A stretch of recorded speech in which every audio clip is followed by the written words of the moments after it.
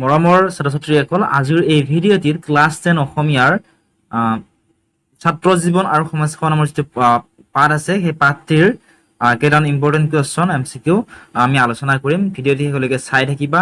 প্ৰায় 20টামান কুৱেশ্যন আমি আলোচনা কৰিম আৰু সেই 20টা কুৱেশ্যনৰ ভিতৰত কেইটা কুৱেশ্যনৰ এনসাৰ তোমালোকে দিব পাৰা কমেন্ট বক্সত আমাক জনাবলৈ নাপাহৰিবা। গতিকে ভিডিঅ'টো শেষলৈকে চাবা আৰু কিমানটা প্ৰশ্নৰ তোমালোকে উত্তৰ জানা ভিডিঅ'টো পোষ্ট কৰি কমেন্ট বক্সত আমাক জনাবা। ফাৰ্ষ্ট কুৱেশ্যনটি চোৱা, 1 নম্বৰ, ছাত্ৰ জীৱন কি লাভৰ সময়? দুটা অপচন দিছো, ক নম্বৰ দিছিলো কৃষি আৰু খ নম্বৰ দিছিলো শিক্ষা। একেবাৰে ইজি হয়। ছাত্ৰ জীৱন কি লাভৰ সময়? ছাত্ৰ জীৱন হৈছে শিক্ষা লাভৰ সময়। গতিকে অপচন খ হ'ব এই প্ৰশ্নটিৰ শুদ্ধ উত্তৰ। গতিকে এনেদৰে তোমালোকে ভিডিঅ'টো পোষ্ট কৰি শুদ্ধ উত্তৰটো আমাক কমেন্ট বক্সত জনাবা আৰু শেষত তোমালোকে জনাবা যে কিমানটা প্ৰশ্নৰ উত্তৰ তোমালোকে কৰিবলৈ পাৰিলা। নেক্সট কুৱেশ্যনটি চোৱা, 2 নম্বৰ প্ৰশ্নটি, ছাত্ৰ জীৱনৰ প্ৰকৃত উদ্দেশ্য কি? দুটা অপচন দিছো চোৱা।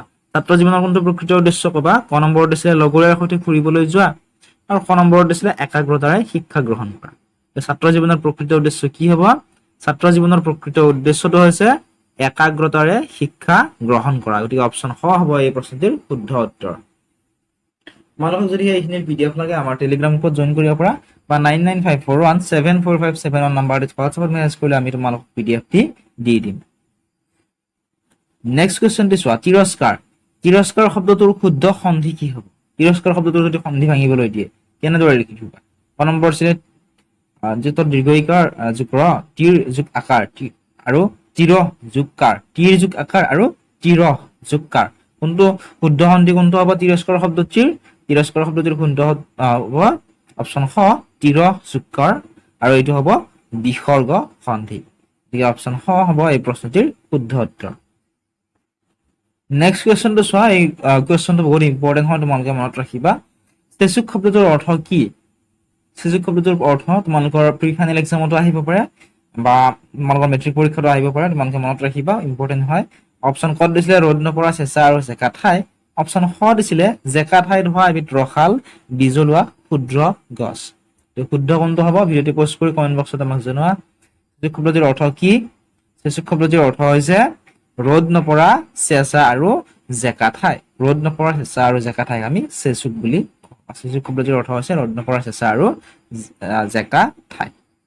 যদিহে তোমালোকে আমাৰ এই ইউটিউব চেনেলটো ছাবস্ক্ৰাইব কৰা নাই তেনেহ'লে চেনেলটো ছাবস্ক্ৰাইব কৰি ল'বা আৰু কাষতে থকা ঘণ্টা বুটামটো টিপি অল কৰি ল'বা, তেতিয়া মই দিয়া ভিডিঅ'ৰ নটিফিকেশ্যন তোমালোকে পোনপ্ৰথমে পাবা।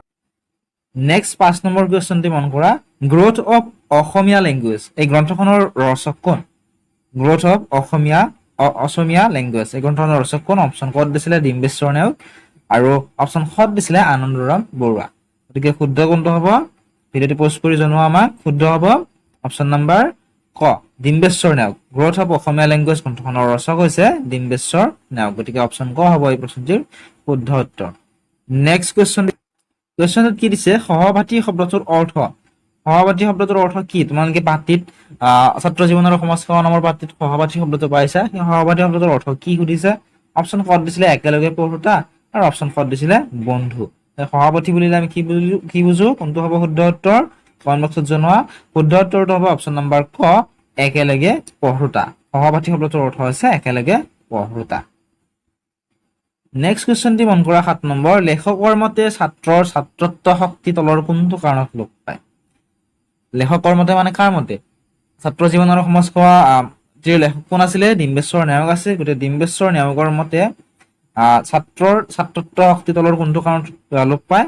অপচন কত দিছিলে বহুমুখী হলে আৰু অপচন খত দিছিলে অনাহকত ঘূৰি ফুৰিলে। গতিকে কোনটো কাৰণ হ'ব পাৰে? শুদ্ধ উত্তৰটো হ'ব বহুমুখী হলে। বহুমুখী হলে ছাত্ৰৰ ছাত্ৰত্ব শক্তি লোপ পায়। নেক্সট কুৱেশ্যনটি মন কৰা 8 নম্বৰ, শিক্ষাৰ ভাগবোৰ কি কি? অপচন কত দিছিলে নৈতিক আৰু আধ্যাত্মিক। অপচন খত দিছিলে মানসিক আৰু শাৰীৰিক। অপচন গত দিছিলে ওপৰৰ দুয়োটা আৰু অপচন ঘত দিছিলে ওপৰৰ এটাও নহয়।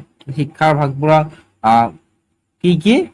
শিক্ষাৰ ভাগবোৰ হৈছে ওপৰৰ দুয়োটা, মানে গ নম্বৰটো হ'ব শুদ্ধ উত্তৰ। গ নম্বৰটো মানে কোন দুটা হ'ব? শিক্ষাৰ ভাগবোৰ হৈছে নৈতিক, আধ্যাত্মিক, মানসিক আৰু শাৰীৰিক। ঠিক আছে, এইটো মনত ৰাখিবা।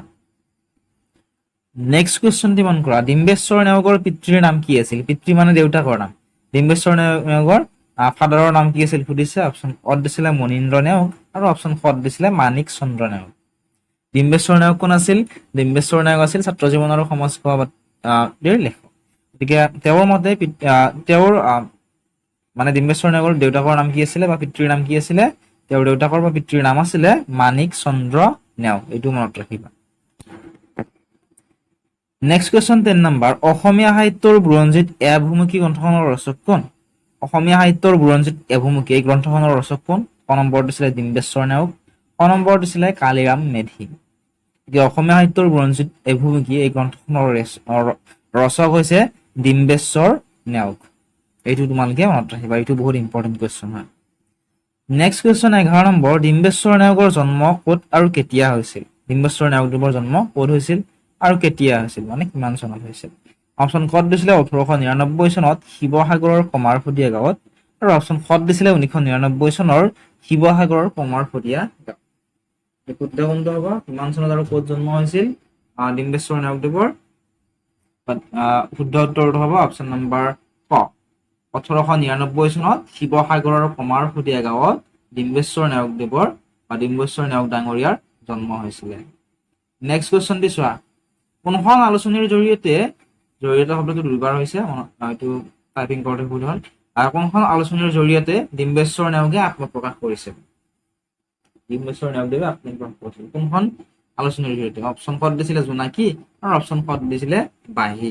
তোমালোকে যদিহে লেখকৰ পৰিচয়টো পঢ়া উত্তৰটো পাই যাবা তোমালোকে। পৃষ্ঠা নম্বৰ 30 দিয়া আছে। উত্তৰটো হ'ব বাহী আলোচনী। বাহী আলোচনীৰ জৰিয়তে ডিম্বেশ্বৰ নেওগে আত্মপ্ৰকাশ কৰিছিল। Next question. পেন্দুকণা শব্দটোৰ অৰ্থ। পেন্দুকণা শব্দৰ অৰ্থ কি? অপশ্যন কত দিছিলে বহুত ডাঙৰ আৰু অপশ্যন কত দিছিলে নিচেই সৰু। পেন্দুকণা শব্দটোৰ অৰ্থ কি? পেন্দুকণা শব্দটোৰ অৰ্থ হৈছে নিচেই সৰু। গতিকে অপশ্যন খ হ'ব এই প্ৰশ্নটিৰ শুদ্ধ উত্তৰ। নেক্সট কুৱেশ্যন দিছিল যে বৰ্তমান শিক্ষাৰ প্ৰধান দোষ কি? বৰ্তমান যিটো আমি শিক্ষা লৈ আছো সেইটো শিক্ষাৰ প্ৰধান দোষ কি সুধিছে। অপশ্যন কত দিছিলে কামৰ শিক্ষা নোহোৱাটো, আৰু অপশ্যন কত দিছিলে মনোৰঞ্জনৰ শিক্ষা নোহোৱাটো। বৰ্তমানৰ শিক্ষাৰ প্ৰধান দোষ কোনটো? বৰ্তমানৰ শিক্ষাৰ প্ৰধান দোষ হৈছে কামৰ শিক্ষা নোহোৱাটো। নেক্সট কুৱেশ্যনটি চোৱা। কেনেকুৱা শিক্ষা আমাৰ প্ৰয়োজনীয়? কেনেকুৱা ধৰণৰ শিক্ষা আমাৰ প্ৰয়োজনীয়? অপশ্যন কত দিছিলে কিতাপৰ পৰা আহৰণ কৰা শিক্ষা, আৰু অপশ্যন কত দিছিলে হাতে কামে কৰা শিক্ষা। গতিকে এই অপশ্যন দুটাৰ ভিতৰত তোমালোকে ভিডিঅ'টো পষ্ট কৰি মনতে ভাবি উত্তৰটো কোৱাচোন যে কেনেকুৱা ধৰণৰ শিক্ষা আমাৰ বাবে প্ৰয়োজনীয়? কিতাপৰ পৰা আহৰণ কৰা শিক্ষা আমাৰ বাবে প্ৰয়োজনীয় নে হাতে কামে কৰা শিক্ষাটো আমাৰ বাবে প্ৰয়োজনীয়? শুদ্ধ কোনটো হ'ব? শুদ্ধ হ'ব অপশ্যন নম্বৰ ক, হাতে কামে কৰা শিক্ষা। হাতে কামে কৰা শিক্ষাটো আমাৰ বাবে প্ৰয়োজনীয়। কাৰণ কিতাপৰ পৰা আমি কি অকল জ্ঞান আহৰণহে কৰিব পাৰিম বা বস্তুটো কেনেকুৱা হয় কি হয় আমি জানিব পাৰোঁ, কিন্তু যেতিয়া যিকোনো এটা কাম আমি হাতে কামে কৰিম সেই বস্তুটোৰ বিষয়ে আমি গোটেইখিনি তথ্য পাব পাৰোঁ। নেক্সট 17 নম্বৰ প্ৰশ্ন। কিহে কাক মাতৃস্বৰূপে জন্ম দি পিতৃস্বৰূপে পালন কৰিছে? কিহে কাক মাতৃস্বৰূপে জন্ম দি পিতৃস্বৰূপে পালন কৰিছে সুধিছে। অপশ্যন কত দিছিলে গাঁৱে মাতৃস্বৰূপে নগৰক জন্ম দি পিতৃস্বৰূপে পালন কৰিছে, আৰু অপশ্যন কত দিছিলে নগৰে মাতৃস্বৰূপে জন্ম দি পিতৃস্বৰূপে পালন কৰিছে। শুদ্ধ কোনটো হ'ব? শুদ্ধ হ'ব গাঁৱে মাতৃস্বৰূপে নগৰক জন্ম দি পিতৃস্বৰূপে পালন কৰিছে। অপশ্যন কোৱা হ'ব এই প্ৰশ্নটিৰ শুদ্ধ উত্তৰ। এই স্বৰূপে শব্দটো ভুল হৈ আছে, টাইপ কৰাত শুদ্ধ হৈ আছিল কিন্তু কিবা কাৰণত ভুল হৈ গ'ল, তোমালোকে শুদ্ধ কৰি ল'বা। Next question 18 number. ছাত্ৰসকলে দেশ সেৱাৰ উপযুক্ত হ'বলৈ কি জ্ঞান আহৰণ কৰাটো প্ৰয়োজনীয়? ছাত্ৰসকলে দেশ সেৱাৰ উপযুক্ত হ'বলৈ কি আহৰণ কৰাটো প্ৰয়োজনীয়? অপশ্যন কত দিছিলে জ্ঞানকাৰী, অপশ্যন কত দিছিলে অৰ্থকৰী, অপশ্যন কত দিছিলে কাৰ্যকৰী, আৰু অপশ্যন ঘত দিছিলে ওপৰৰ আটাইকেইটা। গতিকে ছাত্ৰসকলে দেশ সেৱাৰ উপযুক্ত হ'বলৈ কি জ্ঞান আহৰণ কৰাটো প্ৰয়োজনীয়? শুদ্ধ উত্তৰটো হ'ব অপশ্যন নম্বৰ ঘ, ওপৰৰ আটাইকেইটা। মানে ওপৰৰ আটাইকেইটা জ্ঞান আহৰণ কৰাটো প্ৰয়োজনীয়। নেক্সট 19 নম্বৰ প্ৰশ্নটি চোৱা। লেখকৰ মতে গাঁওবোৰ কেনেকুৱা হৈ আছে? লেখকৰ মতে, লেখক কোন আছিলে? ডিম্বেশ্বৰ নেওগ। তেওঁৰ মতে গাঁওবোৰ কেনেকুৱা হৈ আছে? অপশ্যন কত দিছিলে অজ্ঞানতা আৰু কুসংস্কাৰৰ লীলাভূমি, আৰু অপশ্যন কত দিছিলে মুক্ত পথাৰ। শুদ্ধ কোনটো হ'ব? শুদ্ধ হ'ব অপশ্যন নম্বৰ খ, অজ্ঞানতা আৰু কুসংস্কাৰৰ লীলাভূমি। লেখকৰ মতে গাঁওবোৰ অজ্ঞানতা আৰু কুসংস্কাৰৰ লীলাভূমি হৈ আছে। নেক্সট কুৱেশ্যন 20 নম্বৰ, কাৰ্যকৰী শিক্ষাৰ ক্ষেত্ৰস্বৰূপে ছাত্ৰসকলে তলত উল্লেখিত কোনখন কাৰ্যক্ষেত্ৰ বাছি ল'ব পাৰে?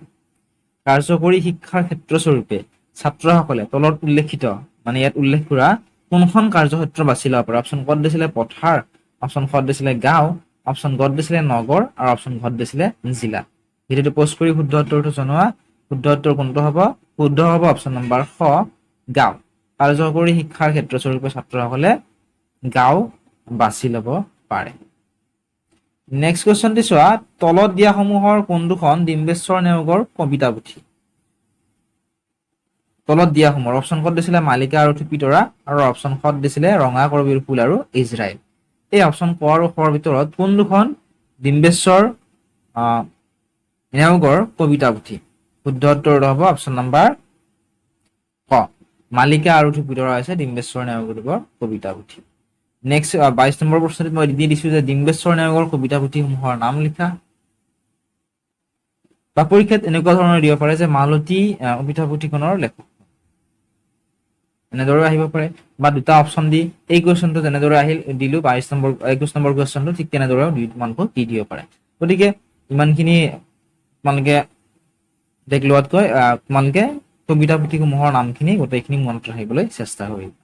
ডিম্বেশ্বৰ নেওগৰ কবিতা পুথিসমূহৰ নাম লিখা। ডিম্বেশ্বৰ নেওগৰ কবিতা পুথিসমূহৰ নাম হৈছে মালিকা, থুপিতৰা, মালতী, ইন্দ্ৰধেনু, মুকুতা, শ্বহীদ কাৰবালা, থাপনা আদি।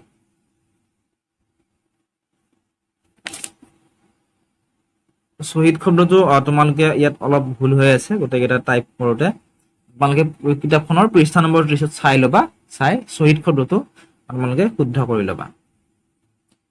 নেক্সট কুৱেশ্যনটি চোৱা, ডিম্বেশ্বৰ নেওগৰ কিমান চনত মৃত্যু হৈছিল? ডিম্বেশ্বৰ নেওগদেৱৰ বা ডিম্বেশ্বৰ নেওগ ডাঙৰীয়াৰ কিমান চনত মৃত্যু হৈছিলে? অপশ্যন ক'ত দিছিলে 1956 চন আৰু অপশ্যন ক'ত দিছিলে 1964 চন। শুদ্ধ কোনটো হ'ব? শুদ্ধ হ'ব অপশ্যন নম্বৰ খ 1964 চন। 1964 চনত ডিম্বেশ্বৰ নেওগদেৱৰ মৃত্যু হৈছিলে। গতিকে এইখিনিয়ে আছিল আজিৰ এই ভিডিঅ'টিত।